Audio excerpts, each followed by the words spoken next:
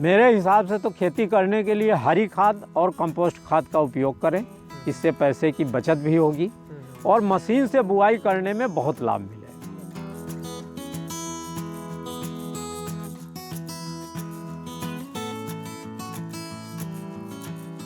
गेहूं की खेती आषाढ़ से जब हम खेत को तैयार करना शुरू करते हैं गेहूं के लिए तो हमको जो ढैंचा और उस तरफ की फसल न लेकर के ढैंचा की जैसे मिल गया ब्लॉक में तो उसको बो दिया। पिछले साल का ढैंचा हमने बोया, ढैंचा बो करके उसको तुड़वा दिया। जब बड़ा हो जाता है तुड़वाने के बाद फिर पानी लगा दिया तो उसको सड़ाते हैं खेत में, और उसके बाद फिर गोबर की खाद जो हमारे पास 15 टाली के आसपास हुई थी, इकट्ठा कर रखा था, उसको ला के हमने डाला सब इसमें, बिछा दिया। बिछाने के बाद फिर जुताई कराई, बढ़िया खेत तैयार किया। तैयार करने के बाद जब बोने का समय आया तब तक खेत मतलब साली रहा, इसमें कोई दूसरी फसल तो ली नहीं, तो इसलिए बीच बीच में पानी भी गिरते रहे, अपना सड़ाते रहे, बनाते रहे, मिट्टी अच्छी तैयार हो गई। उसके बाद में हमने बीज लिया 2967 का। 2967 बीज लेकर के उसको आता है वो ट्राइकोडर्मा, उसको लगा करके घर में छाँव में सुखा लिया। बीज का शोधन किया, शोधन विधि जो बताया था उसको लगाया।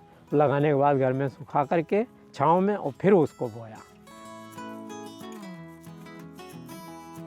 मशीन से गेहूं बोने के क्या फायदे रहते हैं? एक तो बीज कम लगता है, नंबर एक।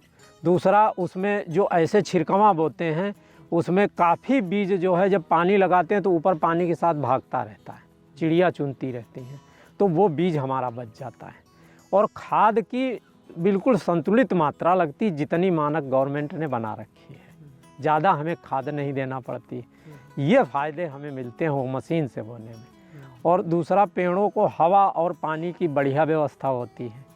ऐसे जो है हर चीज़ उनको बराबर नहीं उपलब्ध होती, एक बीज ऊपर ही है तो एक नीचे है। जैसे 3 इंच की गहराई में बताते हैं कि बीज बोना चाहिए, अब छिड़कवा में तो जो ऊपर रह गया तो वो ऊपर ही है, और जो नीचे घुस गया उसका कोई मानक नहीं है, तो उसमें ब्यास नहीं आता है। किसानों को क्या करना चाहिए कि गेहूं में ब्यास ज़्यादा आने लगे? ब्यास आने के लिए यही है कि जब पहला पानी लगाना हो तो इसमें अगर मतलब गोल एक रोलर टाइप का अगर घुमा दें और उसके बाद पानी लगाएं तो ब्यास अपने आप बढ़ जाता है, सीधे डबल हो जाता है। अच्छा। हाँ, रोलर का मतलब गेहूं को मतलब एक तरह से कुचल देना। अच्छा। हाँ, गेहूं को अगर कुचल दिया जाए तो ब्यास ज़्यादा आता है। तो गेहूं बोने के बाद जब लगभग फिर आप पहला पानी कितने दिन में लगाते हैं? हम 20 से 21 दिन में लगा देते हैं। पहला पानी आप पहला पानी लगा देते हैं। उसके बाद जो इसकी 2,4-D जैसे दवा है बताया था उसको डाल देते हैं, तो पत्तियों वाले जितने खरफूस हैं ये सब मर जाते हैं। और उसके बाद में फिर 25 दिन में लगा देते हैं। जो 25-25 दिन के 30 दिन के जिस क्रम से बताते गए उसी हिसाब से लगाते गए, और दवाओं का जिस हिसाब से जिंक है, इन चीज़ों का जिस चीज़ का सल्फ़र का छिड़काव करने का है ये भी डालते गए हम, तो उसी से उत्पादन की अच्छी मात्रा मिली।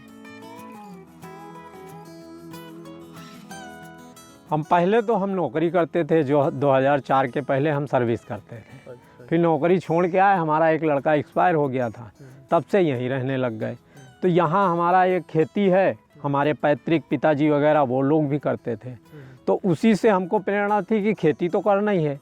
तो इसमें रुझान, पहले उत्पादन कम होता था, लेकिन धीरे धीरे जब जानकारी हुई तो 1551 पे संपर्क किया, धौरा भी गए 3-4 बार, वहाँ भी लोगों ने समझाया, बताया कि आप ऐसे ऐसे करें, और इस तकनीक से यहाँ से आप बीज लेते हैं, बाहर से बीज न लेकर के आपके साथ धोखाधड़ी होती, आप ब्लॉक से ही लें तो कम से कम ये तो पता रहता है कि यही बीज मिला, आपके साथ फ्रॉड नहीं होगा। तो उस चीज़ से भी बचे, और वैज्ञानिकों से निरंतर सलाह लेते गए तो हमें उत्पादन में अच्छा लाभ मिलता चला गया।